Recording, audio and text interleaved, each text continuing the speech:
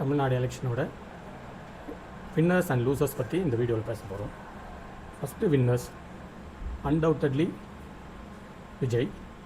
அவருக்கு இந்த எலெக்ஷனில் எல்லா political pundits, political commentators, media, opinion போல், எக்ஸிட் போல் எதுவுமே அவருக்கு 0% கூட சான்ஸ் கொடுக்கல. இன்ஃபேக்ட்டு அவரோட சீட்லேயே அவர் ஜெயிக்கிறது டவுட்டுன்னு தான் எல்லாரும் சொன்னாங்க. ஆனால் ஸ்பெக்டாகுலர் வின். என்ன கொஞ்சம் எஃபர்ட் எடுத்து அவர் இன்னும் கொஞ்சம் கன்ஸ்டியூன்சியில் போய் கேன்வாஸ் பண்ணியிருந்தோம், இன்றைக்கி ஃபுல் மெஜாரிட்டி கிடச்சிருக்கும். But kudos to Vijay. Number 2 Congress party. Congress 60 வருஷத்துக்கு மேலே எப்பயாவது மினிஸ்ட்ரிக்குள்ளே வந்துடணுன்னு தவமிருந்தாங்க. அவங்களுக்கு அடித்தா இப்போ ஒரு கோல்டன் ஜாக் பாட்டு 2 பேர் மினிஸ்ட்ரியில் வந்துட்டாங்க. ஆனால் other side of the coin, அவங்க எலெக்ஷனுக்கு முன்னாடியே டிவிகேவோட அலைன்ஸ் வச்சுருந்தாங்கன்னா ஒரு 40-50 சீட் நின்றுருக்கலாம், ஒரு 25 சீட் கூட ஜெயிச்சிருக்கலாம். இப்போ 5 to 6 மினிஸ்டர்ஸ் இந்த மினிஸ்ட்ரியில் வந்துருக்கலாம். Bad luck. ஐயூஎம்எல் உள்ள வெளியேன்னு ஒரு மங்காத்த ஆடிட்டு இருந்தாங்க. கடைசியாக உள்ளே வந்துட்டாங்க. ஒரு மினிஸ்ட்ரி டெஃபினட்டாக அவங்க ரொம்ப பெரிய விஷயம் அவங்களுக்கு. விசிகேவும் போகலாமா வேண்டாமான்னு இன்றைக்கி நாளைக்குன்னு ப்ரெஸ் கான்ஃபரன்ஸை தள்ளி போட்டு ஒரு வழியாக கடைசியில் சப்போர்ட் பண்ணிட்டாங்க டிவிகேக்கு. அவங்களுக்கும் ஒரு மினிஸ்ட்ரி கிடச்சிது. ஆனால் அதோட பிரசிடென்ட் ஒரு சின்ன தப்பு பண்ணிட்டார். காட்டுமன்னார் கோயிலில் நிற்கிறதா இருந்தார். அதுக்கப்புறம் ஏன் நின்னாருன்னு தெரியல. ஒரு எம்பி நிற்கிறதா இருந்தார். அதுக்கப்புறம் அதை வாபஸ் பண்ணிட்டார். அவர் மட்டும் நின்று காட்டுமன்னார் கோயிலில் இன்றைக்கி ஜெயிச்சிட்டாங்க விசிகே. அவர் கண்டிப்பாக மினிஸ்டர் ஆகிடலாம். ஒரு கோல்டன் ஆப்பர்ச்சுனிட்டி லாஸ்ட். பிஜேபி தான் இன்றைக்கி இந்த எலெக்ஷனில் ஒரு பெரிய வின்னர். நான் சொல்கிறது உங்களுக்கு ரொம்ப ஆச்சரியமாக இருக்கும். அவங்க ஒரே ஒரு சீட் தான் ஜெயித்தாங்க, ஒரு 25 சீட்டுக்கு மேலே நின்று. ஆனால் அவங்க அந்த ஒரு சீட் தோற்றுருந்தா கூட கவலைப்பட்டுருக்க மாட்டாங்க. பெரிய வெற்றி அவங்களுக்கு. இந்த டிஎம்கே கவர்மெண்ட்டு தமிழ்நாட்டிலேருந்து வெளியில் போனது தான். அவங்க என்னென்னமோ ட்ரை பண்ணாங்க. லிட்ரலாக சொல்லணுன்னா தலைகீழ நின்று தண்ணி குடித்தாங்க. ஆனால் முடியல. என்னென்னா தொடர்ந்து 4 எலெக்ஷன் டிஃபீட்டு. தனியாக நின்று பார்த்தாங்க. ஏடிஎம்கே அலைன்ஸில் இருந்தாங்க.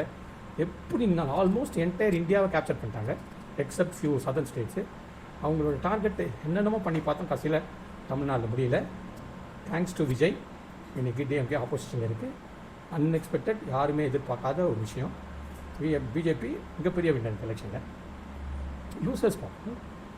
டிஎம்கே நிச்சயமாகவே, அதாவது ஒரு 1 மந்த் முன்னாடிலாம் டிஎம்கே இந்த மாதிரி ஆப்போசிஷனில் உட்காருவாங்கன்னு சொல்லியிருந்தால் யாருமே நம்பிருக்க மாட்டாங்க. அவங்க விக்டரி அவங்க பேக்கெட்டில் இருந்த மாதிரி இருந்தது. எக்கச்சக்க பப்ளிக் வெல்ஃபேர் ஸ்கீம்ஸு எல்லாம் பயங்கர அப்பீலிங்காக. பப்ளிக் பர்செப்ஷன் டிஎம்கேக்கு ரொம்ப ஃபேவராக இருந்தது. அவங்க ரொம்ப கம்ஃபர்டபுளாக இந்த வாட்டி ஜெயிச்சிடுவாங்கன்றது எல்லாரும் சொன்னாங்க. ஆல் ஒப்பீனியன் போல், எக்ஸிட் போல் எல்லாமே டிஎம்கே தான் ஃபேவர் பண்ணாங்க.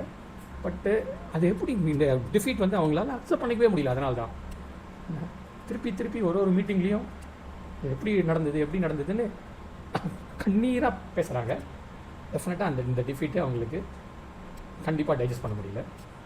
ஏடிஎம்கே இந்த வாட்டி 3rd வந்தது. அதுவே இன்ஃபேக்ட் அவ்வளோ சீட்ஸ் வரும்னு கூட யாருமே எக்ஸ்பெக்ட் பண்ணல. பார்ட்டி ஸ்பிளிட் ஆச்சு. 4 எம்எல்ஏ ரிசைன் பண்ணாங்க. 25 பேர் டிவிகேக்கு சப்போர்ட் பண்ணாங்க. அதில் சில பேர் ஆன்டி டிஃபெக்ஷன் லாக் பயந்துட்டு திருப்பி ஏடிஎம்கேக்குள்ளேயே வந்துட்டாங்க. இதில் யார் மேலே என்ன ஆக்ஷன் நடக்க போகுதுன்னு தெரியல. எத்தனை பேரோட எம்எல்ஏ பதவி தப்பிக்கும்னு தெரியல. ஆனால் டிஎம்கே டோட்டலி அவுட்டாக இருக்குது. இனிமேல் என்ன பண்ண போகிறாங்கன்றது தெரியல. இன்றைக்கி கூட சிஎம் விஜய் திருச்சி மீட்டிங்கில் ஃபைட் இனிமேல் டிஎம்கேக்கும் டிவிகேக்கும் தான் ரொம்ப கிளியராக சொல்லிட்டாரு. ஏடிஎம்கேவை போன எலெக்ஷன் போதே அவர் அந்த ரேஸ்லேயே சேர்க்கலை. ஏடிஎம்கே ரொம்ப கீழே இருக்குது. எப்படி வெளியில் வர போகிறாங்கன்றது தெரியல. மற்றபடி பாட்டாளி மக்கள் கட்சி டீசெண்டாக 4 சீட் வாங்கிட்டாங்க. அவங்களுக்கு இது ப்ளஸ்ன்னு சொல்ல முடியாது, மைனஸ்ன்னு சொல்ல முடியாது, ஒரு நியூட்ரல். அதுக்கப்புறம் டிஎம்டிகே அவங்களுக்கு ஓகே, அவங்க பிரசிடென்ட் ஜெயிச்சிட்டாங்க. ஒரு எம்பி சீட் வாங்கிட்டாங்க. ஏடிஎம்கே சைடில் வந்துருந்தா இதெல்லாம் கிடச்சிருக்காது. என்ன ஒரு சீட்டுக்கு பதிலாக மேபி ஒரு 2 சீட் வாங்கியிருந்தாங்கன்னா விஜய்க்கு ஒரு ரிக்வஸ்ட் கொடுத்துருந்து மினிஸ்ட்ரியில் சேர்றதுக்கான பாசிபிலிட்டி இருந்தது. இப்போ அது இல்லாமல் போயிட்டு. ஸோ அவங்கள்தையும் நம்ம நியூட்ரலாக தான் வச்சுருக்கோம். மற்ற பார்ட்டிலாம் நிறைய பார்ட்டி டிஎம்கே அலைன்ஸில் உதயசூரியன் சின்னத்தில் நின்று ஜெயிச்சிருக்காங்க. இன்றைக்கி கூட எம்டிஎம்கே வருத்தப்பட்டிருக்காரு. நாங்கள் அன்ஃபார்ச்சுனேட்டாக உதயசூரியனில் நின்றுட்டோம், நாங்கள் தனியாக நின்றுருந்தோன்னா நாங்கள் இத்தனை நேரம் விஜய்க்கு சப்போர்ட் பண்ணியிருக்கலாம், மினிஸ்ட்ரியிலையும் எங்களுக்கு ஒரு சான்ஸ் கிடச்சிருக்கும், பெரிய தப்பு பண்ணிட்டோன்னு ஃபீல் பண்ணுற மாதிரி பேசியிருக்காரு. ஏற்கனவே ஜவஹர்லால் அவரும் சொல்லியிருக்காரு, நாங்கள் தப்பு பண்ணிட்டோம், நாங்கள் இந்த வாட்டி டிஎம்கேயில் உதயசூரியனில் நின்றுக்கூடாது, எங்களோட இண்டிவிஜுவல் சின்னத்தில் நின்றுக்கணும்னு நான் இருந்திருந்தால் அவங்களுக்கும் மினிஸ்ட்ரிக்குள்ளே போயிருக்கலாம். நல்ல ஆப்பர்ச்சுனிட்டி, 2 பேருமே மிஸ் பண்ணிட்டாங்க.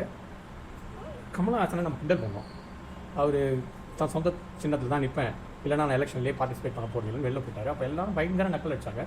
இப்போ யோசிச்சு பார்த்தா அவர் கொஞ்சம் கிளவராக தான் ஒரு மூவ் பண்ணியிருக்காருன்னு தோணுது. சப்போஸ் அவர் டிஎம்கேல நின்று ஜெயிச்சு என்ன பிரயோஜனம்? இதே மாதிரி ஒரு ஆப்போசிஷன் எம்எல்ஏல ஒரு ஓரமாக உட்காந்துருப்பாங்க. என்ன தனி சின்னத்தில் நின்று ஜெயிச்சிருந்தா இத்தனை நேரம் அவங்களும் மினிஸ்ட்ரிக்கு வந்திருப்பாங்க. இந்த மாதிரி சின்ன சின்ன பார்ட்டிலாம் ஒரு அமைச்சரவையில் உள்ளே வருதுன்றது இமேஜின் பண்ணவே முடியாத ஒரு விஷயம். நல்ல சான்ஸ் எல்லா பார்ட்டிஸ்க்கும் இருந்தது. ஆனால் எல்லாத்தையுமே இந்த வாட்டி அவங்க தப்பான 3 நாள் விட்டுட்டாங்கன்னு தோணுது. இப்போ பை எலெக்ஷன் வரப்போகுது. 4 + 1 5 4 ஏடிஎம்கே ரிசைன் பண்ணியிருக்காங்க, 1 ட்ரிச்சி அப்படின்னு. பட் இருக்கிற ட்ரெண்டெல்லாம் வச்சு பார்த்தா ரூலிங் பார்ட்டி ஈஸியாக ஜெயிச்சிரும்னு நினைக்கிறேன். ஜெயிக்கிற மாதிரி தான் இருக்குது. ஸோ விஜய் தன்னோட பொசிஷனை இன்னும் கொஞ்சம் கன்சால்டேட் பண்ணுவார். எப்படியாவது அதை 180 இன்க்ரீஸ் பண்ணுன்றது தான் அவங்க மூவ்ஸ் நடந்துட்டுருக்கு. அப்படி நடந்ததுன்னா டெஃபினட்டாக இந்த பார்ட்டி டிவிகே கவர்மெண்ட் 5 இயர்ஸ் கொஞ்சம் கம்ஃபர்டபுளாக ஈஸியாக போயிடும். ஒரே ஒரு இப்போ நிறைய ஐடியாஸ்லாம் அவங்க மினிஸ்டர்ஸ் பேசுகிறாங்க. இன்றைக்கும் விஜய் நிறைய பேசியிருக்காரு. ஒரு விஷயம் பண்ணால் கூட போதும். கரப்ஷனை தமிழ்நாட்டிலேருந்து ஒழிச்சிட்டா ரொம்ப பெரிய அச்சீவ்மெண்ட்டாக இருக்கும் டிவிகே கவர்மெண்ட் வருது. ஓகே, டெஃபினட்டாக நடக்கும்னு எதிர்பார்க்குறோம். Once again all the best Vijay.